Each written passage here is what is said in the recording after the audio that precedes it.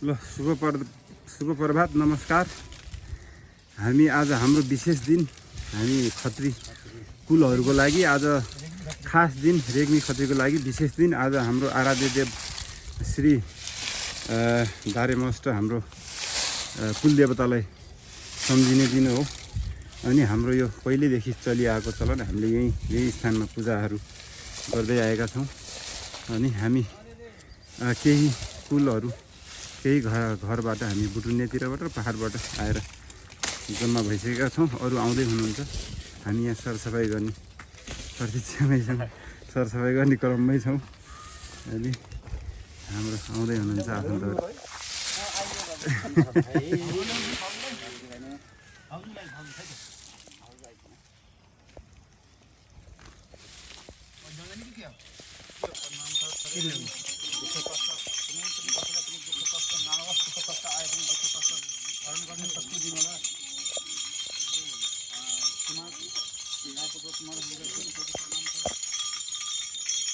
पहिला उसलाई बसन्त भने के अङ्कललाई त्यो अङ्कल आउँछ पछि गरेर हुन्छ आज हाम्रो जेठ 27 गते हाम्रो रेग्मी कुलको आज कुल पूजा गर्ने दिन, आज शुभ दिन हाम्रो। हामी सबै कुल रेग्मी कुल सबै हामी जम्मा भएका छौँ। हामी यहाँ अस्पार वार्ड नम्बर 8 रातो डाँडा भन्ने ठाउँमा हामी जम्मा भएका छौँ। सदा चाहिँ हामी आज पूजा गर्नको लागि उपस्थित भइसकेका छौँ र पूजा पनि सुरु भइसकेको छ। हाम्रो पूजा हाम्रो श्री आदरणीय मेरो दाइ शेरबहादुर खत्रीले को नेतृत्वमा पूजा सुरु हुँदैछ। हामी सहभागी, हाम्रो कुल रेग्मी परिवारबाट सहभागी हामी सबै उपस्थित छौँ यहाँ।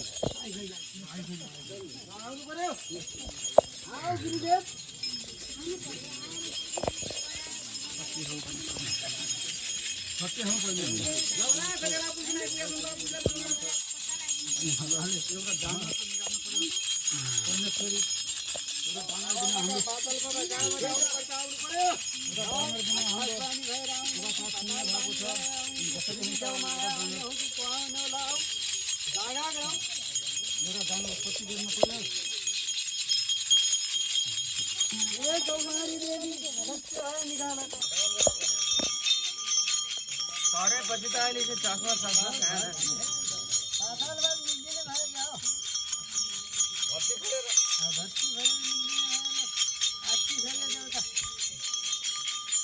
अलि हाल्नुहोस् त भाइ, राम्रै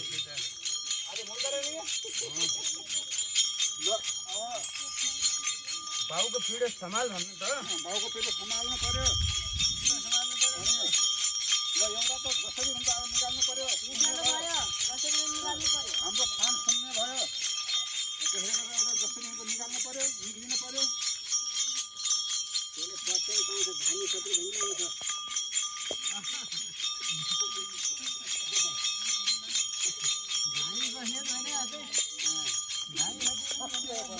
माना परमेश्वरी आउनुपर्छ,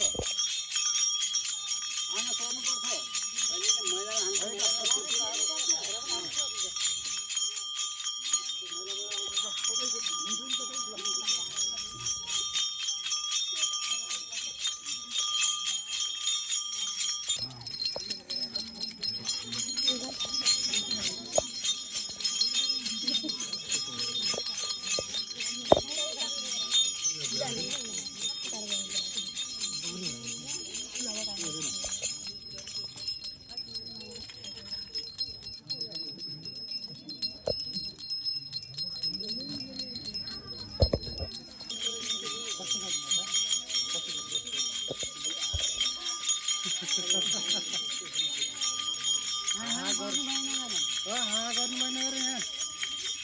गर्नु भएन त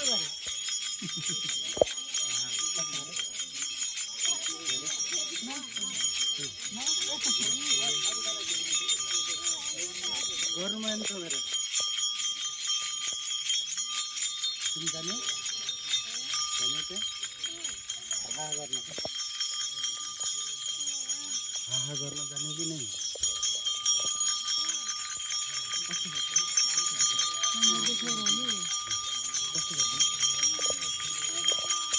यो गर्नु भएन त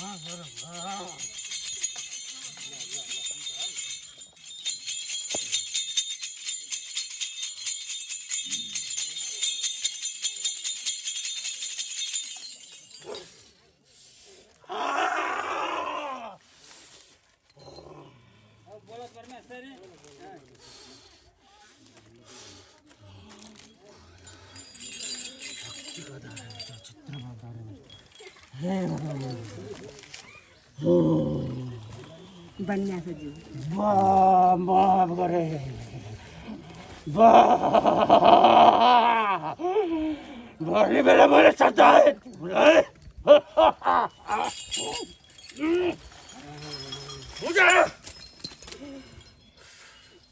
फुलको उद्धार गर्नको निम्ति जन्मेछु टेन्सन नगर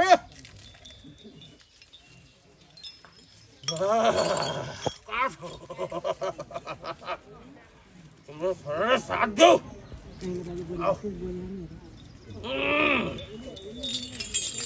तिमी पुजारी खै ए ठुलो बा तिमीले देखिन तिमीले सिकाऊ यहाँ फर्ने दागिरी कोही कता कोही कता सिकाऊ हाम्रो फुलको उद्धार बा ए दुईटा बा सबै बाहरू अब कस्तो छ ए घन्टी ल्याउ न दे बाबु दे सत्य बारेमा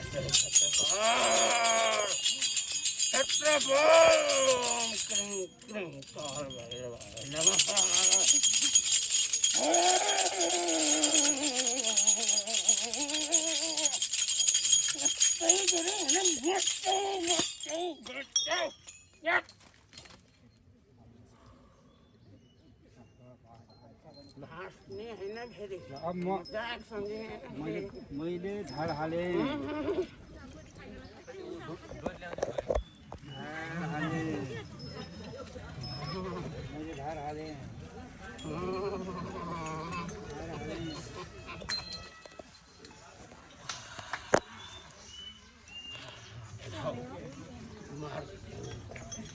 बाटो झ्याउहरू पत्र नपक्रे फेरि कसरी खोलेर आए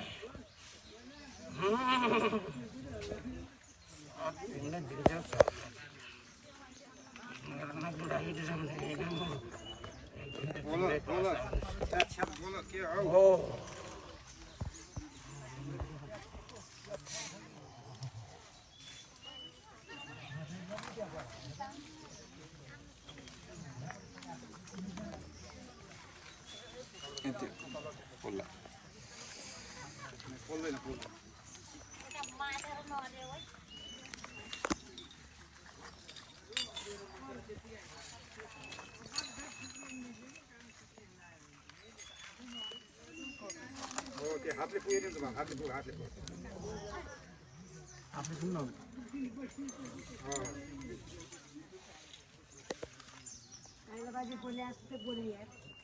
अर्को सालबाद त पक्का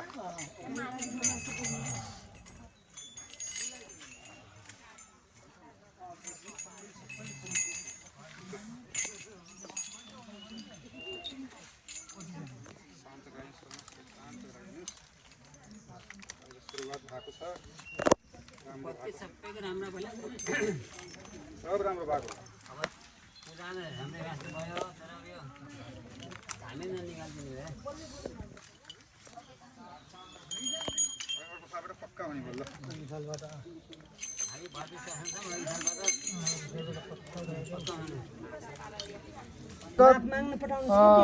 भित्रै हृदयदेखि नमन गर्दै उहाँलाई आजको यस हाम्रो कुल देवताको कार्यक्रममा पूजा गर्ने पुजारी कार्यक्रममा दारेमस्टको कार्यक्रममा उहाँलाई हृदयदेखि स्वागत सम्मान साथै आजको यस उसमा उहाँलाई पनि एक दुई शब्द केही बोल्दिनको लागि पनि अनुरोध गरेँ मैले नागेन्द्र केसीजीलाई।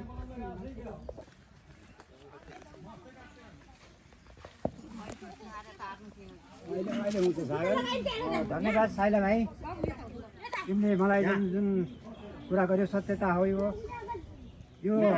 मस्त देव हे मस्तदेव, म विनम्रताका साथ तपाईँको शरणमा पर्न आएको छु प्रभु।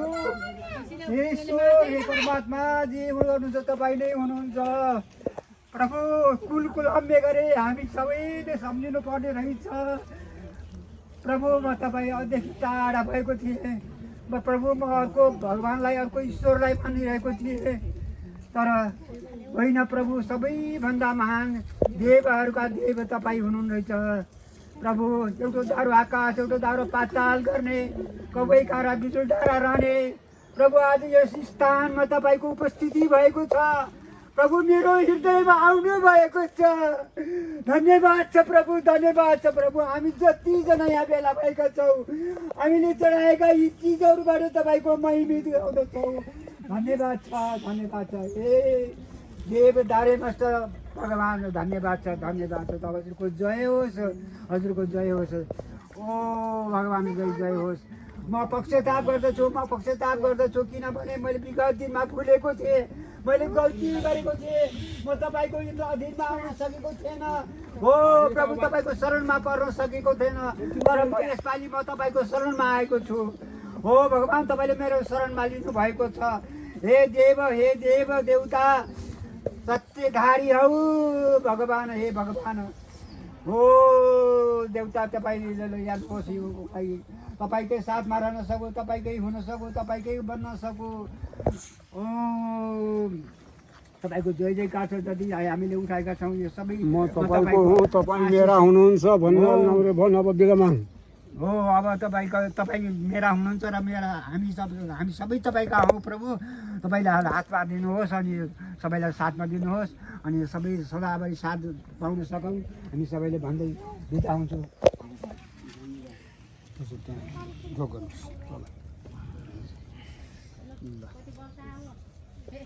अब अर्को नागेन्द्र केसीज्यूलाई भगवान्पट्टि, हाम्रा कुलदेवतापट्टि सधैँभरि यसै गरी म चाहिँ अब आउने छु र यसै गरी हामीलाई साथ सहयोग दिनुहोस्। हामी तपाईँकै हौँ र हामी तपाईँ हाम्रै हुनुहुन्छ भन्ने तरिकाको 100 प्रतिबद्धता पनि गर्नुभयो र यहाँ सबैलाई उहाँको शब्दले सायद लाग्छ मलाई सबैका आँखामा आँसु पनि रसाए जस्तो लाग्छ। किनभने हामीले कहीँ छोडेर गयौँ, हाम्रो संस्कृतिलाई छोडेर गयौँ भने संस्कृतिमा फेरि हामी आउनको लागि हामीलाई धेरै कष्ट पर्छ, हामीले धेरै पीडाहरू सहनुपर्छ। उहाँलाई धेरै धेरै धन्यवाद। साथै हाम्रा कुलदेवतालाई पनि धन्यवाद, हामीलाई फर्काएर ल्याउनु भयो, हाम्रा हराएका दाजुलाई हामी कहाँ फर्काएर ल्याउनु भयो, उहाँलाई पनि धेरै धेरै धन्यवाद। त्यसै गरी अर्का एकजना हाम्रो यसपालि हाम्रो थप आगन्तुक थपिनु भएको छ। उहाँले पनि हाम्रो कुलदेवता मष्टदेवतालाई खोज्दै आउनुभएको छ। मिलन केसी अगाडि आएर आफ्नो कुलदेवताको ध्वजा लगाइदिनु हुनको लागि हार्दिक अनुरोध गर्न चाहन्छु म।